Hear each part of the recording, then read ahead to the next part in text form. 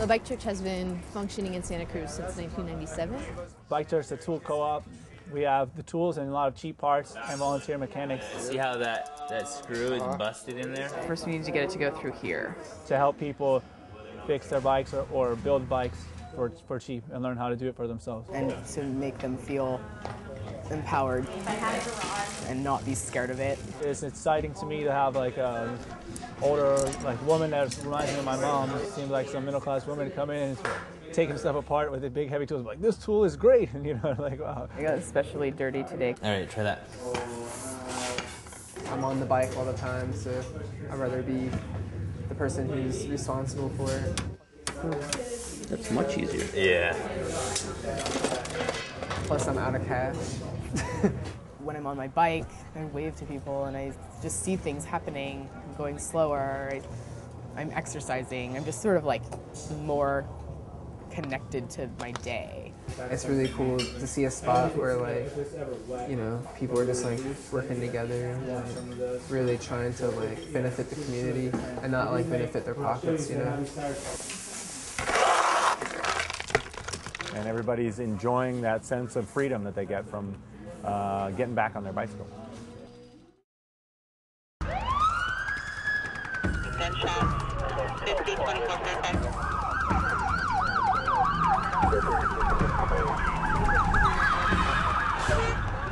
Eastbound in the westbound lane.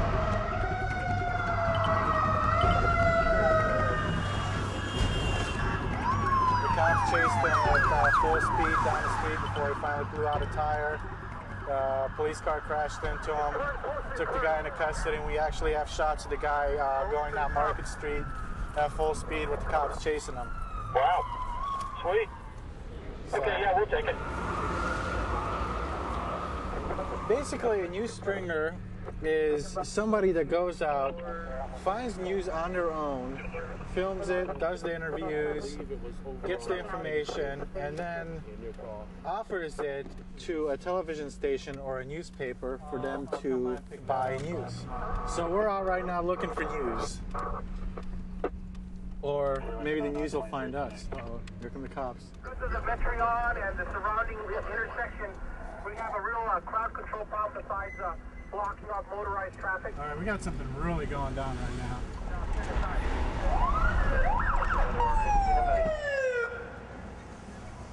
There's a suspicious package over there.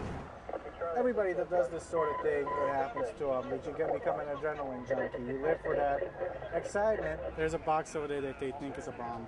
Everything's going crazy. You gotta drive all crazy. You gotta get to the scene.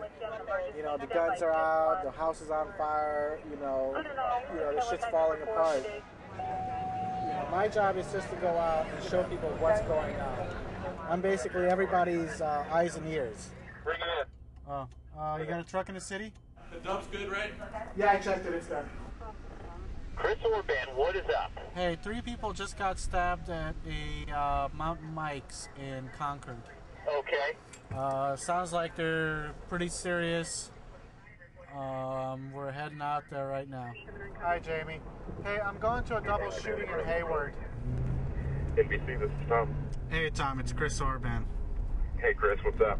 Hey, so we just had another murder in Oakland. It's horrible to think about, what these people went through before or after this happened.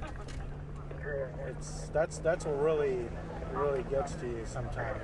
In the same point, in the same way, somebody has to show up, somebody has to record it. Otherwise, it's just no one cares. I mean, people get killed all the time, and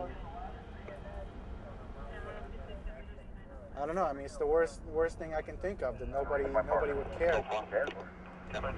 I still come out here because I believe in what I do.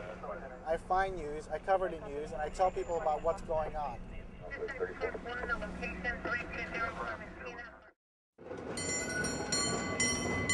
Our quest, head to the top of the San Francisco landmark to get a look at the crown jewel, the sparkling star that illuminates the holiday skies. This is what the lamp looks like. Engineer Mike Bellafronte is our guide. It's just a light bulb, a very strong light bulb. Strong as in 6,000 watts, not your household 100 watts. It's about $1,200 to $1,500 a lamp. Our trek begins on the ground floor where there's no mistaking the holiday season has arrived. We start on the lobby, head to 27, transfer around to the elevators to the 48th floor.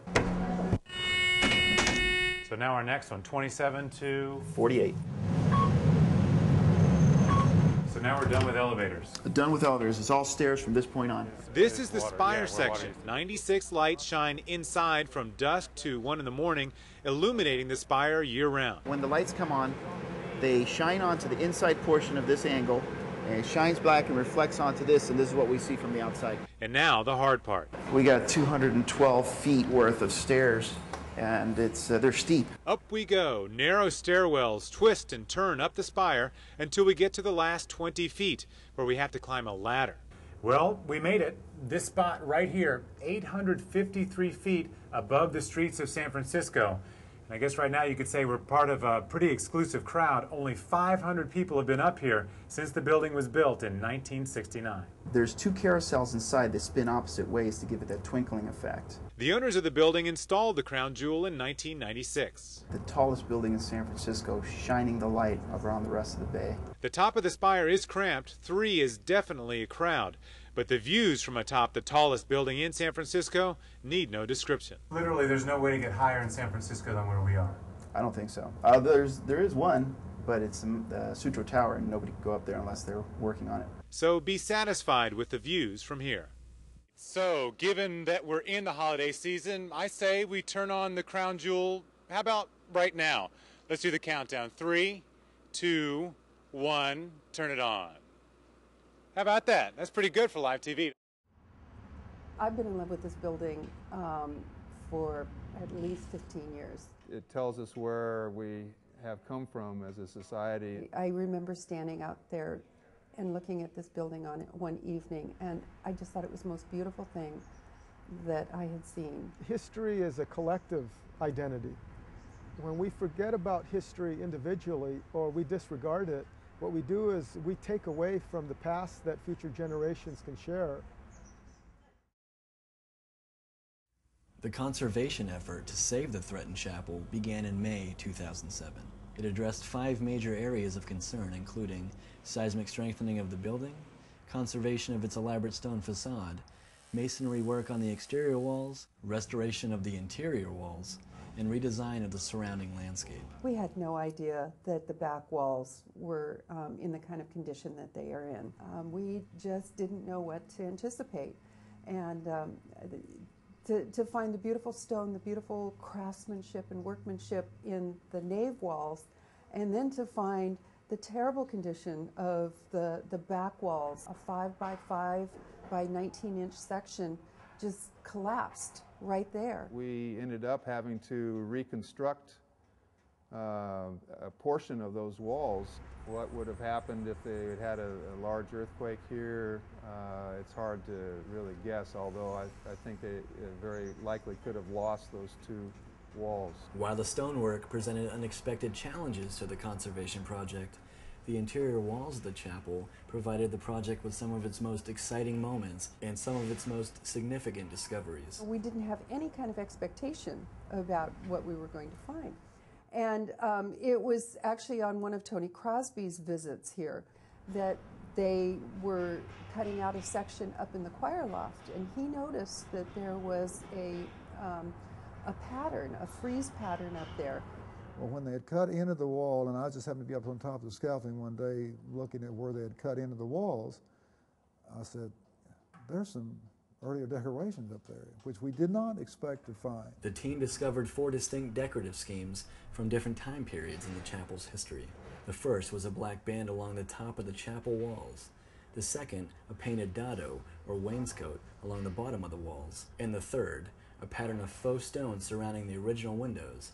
The 4th scheme amazed the conservators. Tony just goes, "You won't believe what we just found." We found, took one little window of the plaster out of the, off the wall and saw a big red band. At the point, we had no idea what that was. But by opening up other parts of it, now we've identified it as a Corinthian column supporting this three-centered arch. Deciding which of these decorative schemes to employ in the restoration of the chapel is a challenge.